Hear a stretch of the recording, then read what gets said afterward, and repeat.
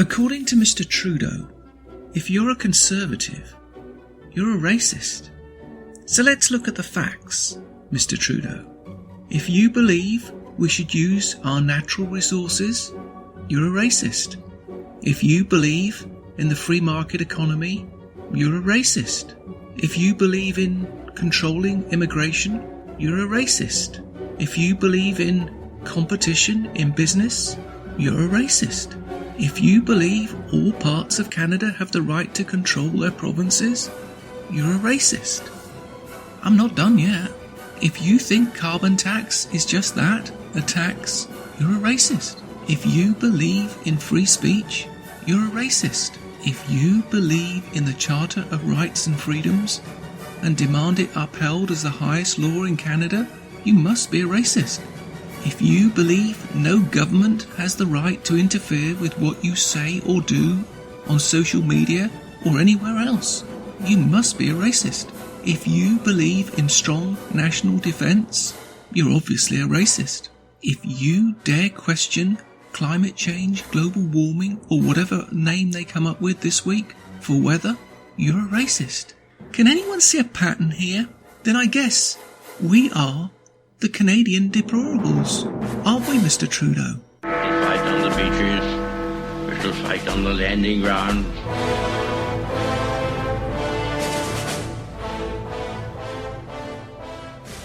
Thank you for joining us. You are listening to A Radio, and this is the Morning Moment. We're on weekdays, 11:45 Eastern. Follow us on Spreaker.com and click on the like button. Today is a very important day in Canada, so I wanted to remind Canadians what was at stake. I make no apologies for this Morning Moment being purely Canadian. However, it does give our American friends a friendly reminder who their neighbour to the north really is at present. And then the various clips thereafter, due to time constraints, I'm unable to give actual times of when these pieces were produced. Suffice it to say that most of them, if not all of them, are in his own words. This is a montage of clips, in no particular order, but starting off with one from Morning Moment, February 28, 2018. All we ask you to do here is consider these, of all days, today. We fight on the beaches, we shall fight on the landing ground.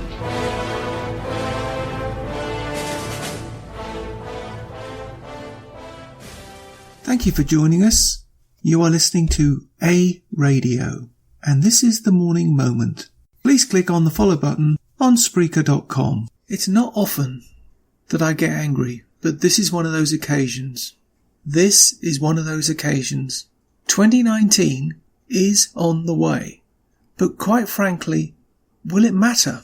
I don't know. Trudeau and the Liberal Communist Party of Canada care nothing for this country. Nothing. All he wants, all they want, is to be a player on the world stage. Canada has been and will always be a world bit player. Because of that, Canada, as far as they are concerned, has to find ways to be relevant in any world conversation. But while the world faces some real threats, like, stopping potential world domination of China, North Korea, not forgetting Iran, and that Looney Tune in Russia, who's determined to start World War III as far as I can tell, and the internationally controlled and guided Muslim world of terrorism. Canada, on the other hand, chooses to concentrate on their world relevance by allowing mass immigration. And I do mean mass immigration that could result in doubling Canada's population. Let me just say that again. Canada's population is 38 to 39 million, a number hidden from Canadians, probably for good reason. But Trudeau, by signing up to the UN Migration Pact, has opened Canada up to increasing our population to 80 million people. And, by the way, also giving up our sovereignty. giving up our sovereignty. If you don't think, like I don't think, he has the authority to do that, then you're wrong, because he thinks he has. Just like he has the authority, so he thinks, to pass bills in the House of Commons that will decimate the Canadian Charter of Rights and Freedoms, our Constitution, for which I believe Quebec has not signed. Canada is, quite frankly, at a crossroads of democracy. Can one party, one government, one person have that authority to so fundamentally transform a profoundly democratic nation? I think not. And I think you, the ordinary Canadian, think the same way. So I put it to you, when has there ever been a time for our nation to stand up as one? It matters not whether you're a Liberal, a Conservative, NDP, whatever. It's time to stand up and say no. This will not stand. This will not stand. I am a Canadian. I am Canada. If you feel as I do, contact your MP. Tell him you don't want this. You didn't vote for this. And more importantly, you're not gonna take it. They call it populism around the world. I call it democracy. It's time for all Canadians to stand up and say enough. No, no, no.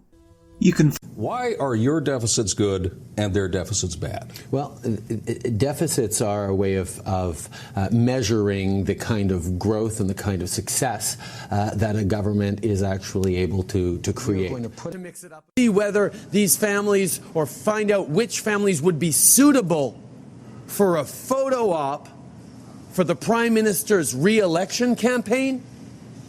That's disgusting. There's a level of admiration I actually have for China, because their basic dictatorship is allowing them to actually turn their economy around on a dime and say we need to go green as fast as we need to start investing in solar. I mean, there is a flexibility that there are other things that Canada could do. The Liberal Party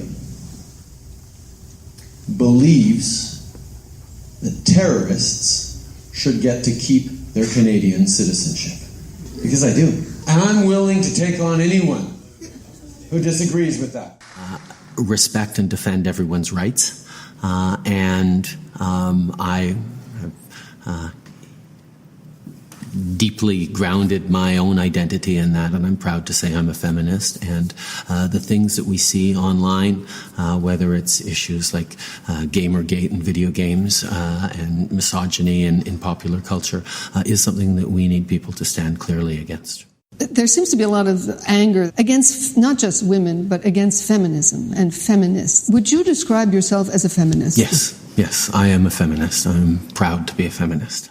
But all of us have that maple leaf engraved onto our souls. It's a subtle, quiet pride in knowing that we are blessed to be citizens of the best country on earth. Thank you for joining us. You are listening to A Radio, and this is The Morning Moment. Please click on the follow button on Spreaker.com. This piece is entitled No Used Cars in Canada. Is there more to it? Ever wondered why decent, nearly new cars are getting harder and harder to find in Canada? Ever wondered why this super-duper economy is offering such great deals on new cars? Ever wondered why low-mileage, ex-lease vehicles are becoming like hen's teeth? Well, wonder no longer. I think I have the answer. It's Trudeau and his Liberal Communist government. By devaluing the Canadian dollar, oh yes he is, this gives the appearance of a booming economy by their standards. It makes all our goods and services cheaper to sell outside of this country, but not our imports. But really all we are doing is robbing Peter to pay Paul. At a stroke, it makes all our automobiles, for instance, so much cheaper for Americans to come in and scoop them up. So you are forced to buy new. But here's the catch for Canadians, that is. As the Canadian dollar gradually and sometimes imperceptibly declines, and also the fact that most, if not all, the products are not really valued in Canadian dollars. They are in fact valued in US dollars in Canada. So do also the aspirations of all Canadians decline. The average Canadian, and I do not include Toronto in this, cannot afford to replace their cars for a similar model that they have right now. No, they have to downgrade as the Canadian dollar value drops and prices increase. There's a level of admiration I actually have for China, because their basic dictatorship is allowing them to actually turn their economy around on a dime and say we need to go green as fast as we need to start investing in solar. I mean, there is a flexibility that I know Stephen Harper must dream about, of having a dictatorship that he could do everything he wanted, that I find quite interesting. I found it a bit silly for Justin Trudeau to say that what he admired the most was a dictatorship, frankly. I've always been rather fond of democracies. In the Trudeau government, Principal Secretary Gerald Butts resigned, and so has the clerk of the Privy Council. The Liberals shut down further hearings at the Justice Committee, but that didn't stop Wilson Raybould, who submitted further evidence, including this now notorious recorded call with the clerk of the Privy Council. Because I think he feels the government has to have done everything it can before we lose 9,000 jobs in a signature Canadian firm. Right. So, I'm confident in where I'm at, and my views on SNC and the DPA haven't changed. This is a constitutional principle of prosecutorial independence that, Michael, I have to say, including this conversation, previous conversations that I've had with the Prime Minister and many other people around it, it's entirely inappropriate, and it is political interference. Days later, the Prime Minister acted. Jody Wilson-Raybould and Jane Philpott are no longer members of the Liberal caucus. Something crazy just happened. I'm out today in St. Catharines with our awesome candidate, Christina Waller. We're out door knocking today, and our door knocking just got interrupted because we just found out something that is going to blow your mind. Justin Trudeau wants to sue Andrew Scheer because he's asking questions about the SNC Lavalin scam. I mean, I have heard some crazy things in my life. This is flat out, this is bananas. Like, can you imagine this? Like, not only has Justin Trudeau essentially and allegedly interfered with the independence of our judiciary, now he's telling the leader of the opposition that he's going to sue him for doing his job. Yeah. That's not what happens in a democracy. That's something that you hear in like an authoritative dictatorship somewhere else around the world. That is what's happening. So I'm out here working hard with Christina, who's been on the doors with her team for just doing so much great work. I'm a little shocked, but I think just for people who are watching today, what are you hearing on your doors here in St. Catharines about the Trudeau government and what's important to people in the community?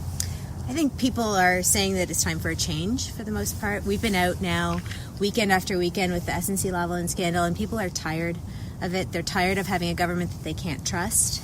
They're ready for change, and they're ready, from what I've heard, for Andrew Scheer's leadership. Absolutely. So Andrew Scheer just did a press conference. I encourage you to watch it. He basically said, "Bring it on.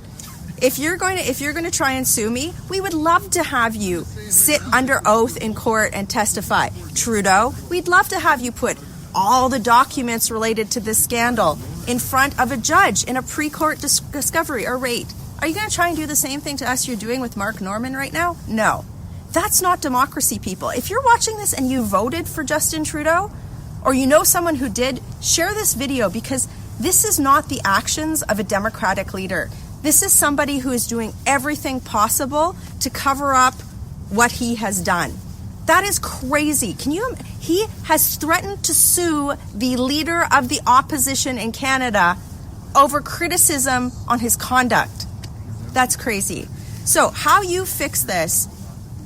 Well, first of all, Christina, you're in your team. You're a large part in this because you've put your name forward. Christina's another one of our awesome candidates. I mean, she's got such a strong background in health technology. She's worked abroad. She's an expert in foreign policy. I'm so excited to have you as part of the team.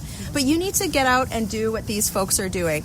Knock door to door. If you've never volunteered in a campaign before, You need to get out and have the conversations that we're having on the doors today, because that is how we're going to get rid of this guy, is conversation by conversation, door by door. Christina and I have to go and change hearts and minds here in St. Catharines, Ontario. Thank you for your support. Share this video and get the word out that Justin Trudeau needs to go. Working hard for you in St. Catharines, Ontario. Have a great day. Remember when Justin Trudeau was asked the question, other than Canada, what's your favorite country? There's a level of admiration I actually have for China. He wasn't kidding there. Trudeau's transition team, that is the people charged with getting him ready to take over government, getting him ready to run the country, that transition team is being led by a top China lobbyist here in Canada. His name is Peter Harder. He's the president of the Canada-China Business Council. But it's not a hobby for him, it's how he gets rich. Harder's on the board of directors of Power Corp. They have massive contracts in communist China, including, for example, they built the Beijing to Tibet Railway, a political project designed to swamp Tibet by bringing in millions of ethnic Chinese settlers to stamp out any lingering Tibetan culture or politics. So forget about civil liberties or democracy being part of the Canada-China political discussion now. It's not just that communist China is back in the driver's seat in Ottawa now, or at least in the front passenger seat while Trudeau drives. It's that Power Corp itself is back. They're the massive corporation that was the power behind the throne of pretty much every Quebec politician for a generation.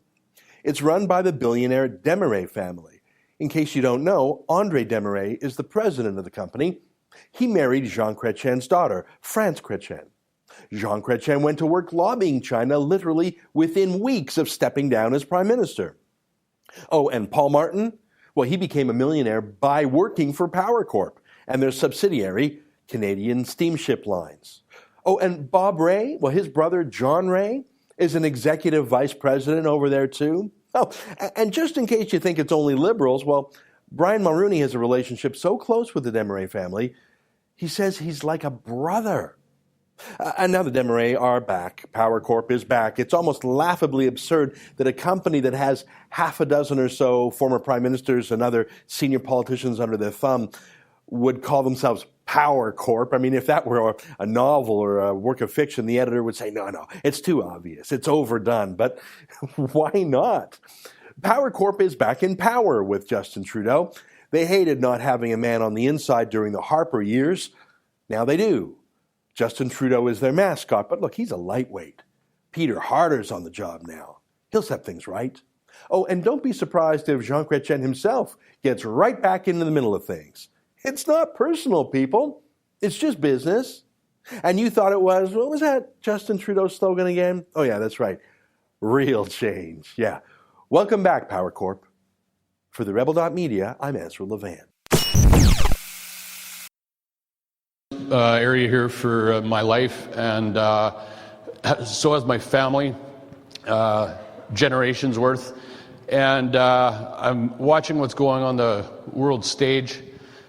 I'm looking at the fact that Germany, France, and a bunch of other European countries that stood up on the same side of the fence when tyranny was coming down on us. We've got an open border allowing this stuff to come in freely. And what are we doing about that thing in particular, an open border? What are we doing about it? Okay. You're talking about my freedom and everybody's lives who gave here, everybody who put their life down on the line, and you're saying, it's okay, it won't happen to us. It's happening in France and it's happening all over. Sorry, sir, what's happening? The people are saying no, because these two cultures will not mix. Which two cultures are those, sir? Islam and Christianity. No, sorry, okay, hang on. Let's be, sorry. Democracy only works in a country like Canada if people are free to express their fears, their concerns, their opinions, and we get an opportunity to respond to them. So I'm going to ask you all to be respectful of the speaker's question, and thank you for sharing your concerns, sir. I've got one other thing I want to say about it. Okay. Is that they've openly stated that they want to kill us. Okay. And you're letting them in. Okay. Sir, how am I going to go on this one? Canada is a country that was built by immigration.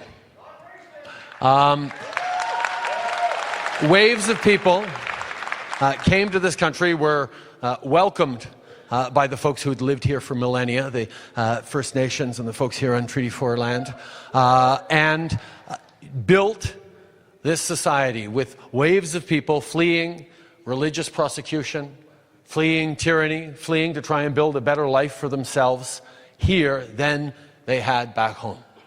And whether it's folks fleeing from world wars or fleeing from civil wars, these people always want the same thing: to be able to live in peace, to raise their families, and to create a better future for themselves and their communities. And that is what generations upon generations of folks have done here in Canada. And that is what has created this extraordinary diverse society we have. Now, Canada remains one of the only countries in the world where citizens are, by and large, positively inclined towards immigration. And one of the reasons we are that way is because Canadians have confidence in our immigration system. We have a system that over the past decades has done a very good job of not just having people come to Canada, but setting them up for success, helping with integration, helping them thrive in our communities, helping them contribute to growing this country. And we are a country that you can look around any room and see the diversity that has made us strong. And any given generation, I remember talking to Italian immigrants in Montreal, descendants of Italian immigrants in Montreal, who would tell stories of the terrible discrimination that first wave faced when they came over in the post-war years. It's not easy to pick up everything you have, cross an ocean, and try and build a future for yourselves. And if people are doing it, it's because they believe they can build a better future for their kids and grandkids than they could have in a place where they knew things. Now, the question came up a lot in the last election around Syrian refugees. You will remember that we made a commitment in the 2015 election that Canada would accept 40,000 Syrian refugees in the first months of 2016. And we did that. And the way we did that was because Canadians right across the country, church groups, community groups, families got together and pulled their resources and welcomed in Syrian families, because these people were fleeing for their lives from civil war, from conflict, from bombs, from a terrible future for their kids. And they are so grateful for the opportunity they have to contribute to a country where they don't have to fear for their kids' lives every single day, that they inevitably end up contributing in ways that we couldn't even imagine to growing our society. It doesn't mean it happens right away. There are difficulties in the first years on integration. There's always going to be challenges. But we know that this has been the story of Canada. People coming to try and build a better future. And there are always reasons to be concerned and reasons to be worried about someone different arriving in your neighborhood. But what Canadians have always known is that it's better for all of us if we're good neighbors. It's better for all of us if you're looking out for your neighbor, if you're understanding that we all build this success together. Now, our immigration system does a very good job of doing security checks and screenings when people come in, whether they arrive regularly through an airport or whether they cross the border from the United States in an irregular way, as is happening more often these days than ever before. But we have an immigration system that is working. It's not an open border policy. We're not an open country. We're a country that continues to apply every single rule of law we have on the people who arrive here. And we're a country that continues to abide by our international obligations to be a country that provides refuge to people who are fleeing persecution and war. That is one of the things that has made Canada great, and that is one of the things that is going to be an incredible advantage for us in the world. We have a population that is aging. We need people to arrive with their talents, with their hopes, with their dreams, with their capacities to work hard, to build our communities, to build our future. We need to get it done right, but we are welcoming in people who are being turned away from other countries for the wrong reasons, and it is an incredible benefit to Canada. You can see all sorts of stories of people who say, wow, I'm not feeling the usual immigration accepting countries of Canada, the United States, Australia, the UK. Canada is the country that is benefiting from being able to draw in the best and the brightest because we are still understanding that immigration is an economic benefit to Canadians. It makes our communities more resilient. It makes our country stronger, and it will continue to. The Liberal Party believes that terrorists should get to keep their Canadian citizenship. Because I do. And I'm willing to take on anyone who disagrees with that. Why are your deficits good and their deficits bad? Well, deficits are a way of measuring the kind of growth and the kind of success that a government is actually able to create. We're going to mix it up. See whether these families, or find out which families would be suitable for a photo op for the Prime Minister's re-election campaign. That's disgusting. There's a level of admiration I actually have for China, because their basic dictatorship is allowing them to actually turn their economy around on a dime and say, we need to go green as fast as we need to start investing in solar.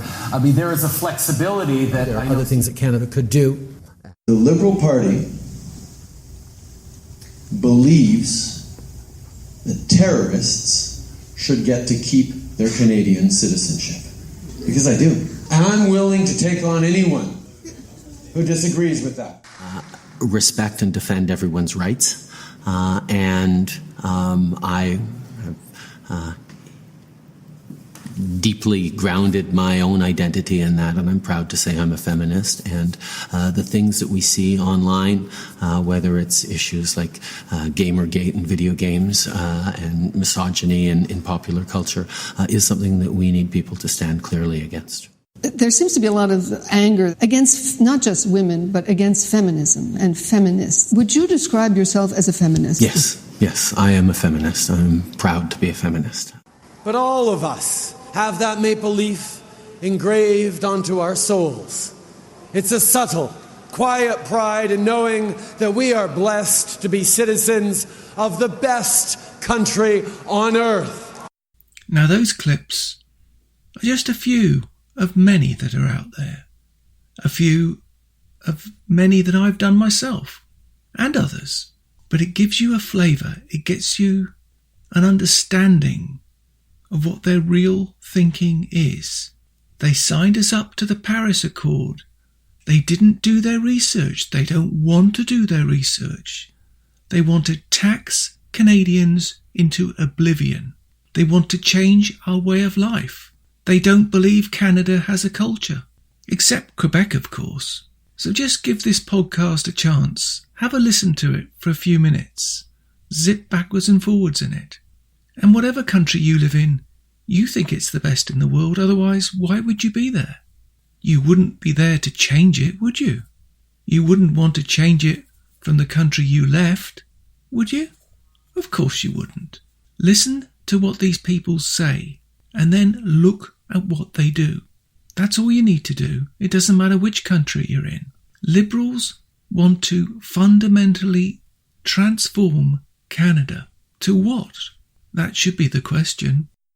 You can find more at aradio.wordpress.com, where you can find links to us on Twitter, Facebook, Instagram, iTunes, iHeartRadio, Gab and email. You can now find us on Spotify. Just go to the podcast section and type Canadian Politics with a Twist and you'll find us. We are continuing to reach out to you, so please pass on the links. Please click on the follow button on Spreaker.com. You can listen to all my morning moments at Spreaker.com under A Radio, that's EHRADIO, A Radio, and please click on the like button.